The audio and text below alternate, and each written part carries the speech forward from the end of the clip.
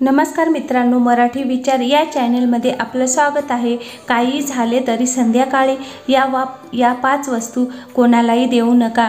मित्रांनो, हिंदू धर्मशास्त्रामध्ये दान धर्माचा मोठे महात्म्य आहे। असं म्हणतात, दान धर्म केल्याने पुण्याची प्राप्ती होते। दान धर्म करताना आपण ज्या वस्तू दान करू त्या वस्तूंच्या कितीतरी अधिक पट फळ परमेश्वर आपल्याला प्रदान करत असतो।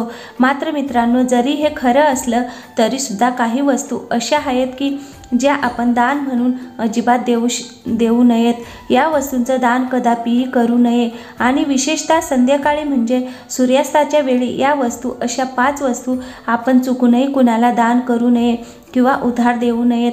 बऱ्याचदा आपल्या शेजारचे लोक किंवा इतरही लोक आपल्याला सूर्यास्तासमयी काही वस्तू उधार मागू शकतात। लक्षात घ्या, काही झालं तरी सुद्धा या 5 वस्तूंचा दान आपण चुकूनही करू नका। मित्रांनो, या 5 वस्तूंचा दान केल्याने घरातील बरकत निघून जाते, घराची बरकत होत नाही, घरातील धनसंपत्ती कमी होते। जर वारंवार या वस्तूचा दान आपल्या हातून होत गेलं तर मित्रांनो, घरामध्ये आर्थिक समस्या वाढू लागतात आणि घराची बरकत नंतर कधीच होत नाही। चला तर आता जाणून घेऊया या 5 वस्तू नेमक्या आहेत कोणत्या। पहिली वस्तू आहे ती आहे लसूण आणि कांदा। काही जणांना आश्चर्य वाटेल की लसूण कांदा उधार दिल्याने किंवा दान केल्याने कोणता तोटा होऊ शकतो। मित्रांनो, खरं तर लसूण आणि कांदा यांचा थेट संबंध केतुग्राह्य आहे आणि केतू ग्रह हा एक असा ग्रह आहे की जो जादूटोण्याशी संबंधित आहे। आपल्या आसपास असे अनेक लोक असू शकतात की जे या कांदा आणि लसणाचा वापर करून आपल्यावरती अनेक प्रकारच्या चुकीच्या गोष्टी लागू शकतात आणि म्हणून मित्रांनो, सूर्यास्ताच्या समय आपण चुकूनही लसूण किंवा कांदा कुणालाही उधार किंवा दान देऊ नये।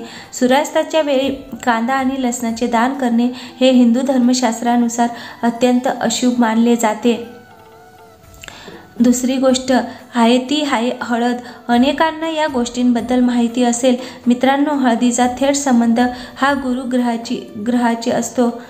ज्या व्यक्तींच्या कुंडलीतील गुरु बलवान आणि मजबूत असतो, शुभ असतो मित्रांनो, त्या व्यक्तींच्या जीवनामध्ये अपार धनसंपदा येते आणि मग अशा वेळी ज्या हळदीचा संबंध थेट गुरुग्रहाची आहे अशी हळद जर आपण सायंकाळच्या वेळी किंवा संध्याकाळी एखाद्याला उधार दिली आणि एखाद्याला जर आपण दान केली तर मित्रांनो, आपला गुरुग्रह कमजोर पडतो आणि सोबतच घरातील धन आणि वैभव यांची सुद्धा हानी होते, घरामध्ये गरिबी येते।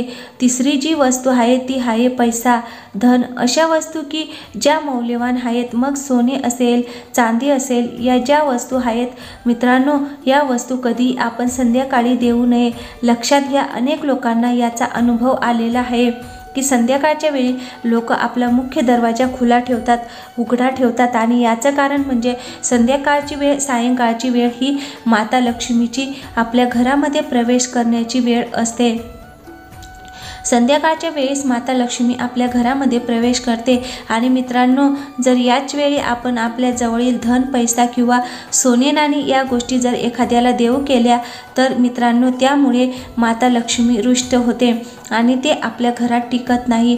ज्या लोकांचा व्यवसाय सोने चांदीचा आहे किंवा त्या लोकांचा रत्नांचा आहे त्यांच्यासाठी मात्र हा नियम लागू पडत नाही। चौथी जी वस्तू आहे ती आहे दही। दह्याचा संबंध हा शुक्र ग्रहाची असतो। दही आपल्याला सुख आणि वैभव प्रदान करते।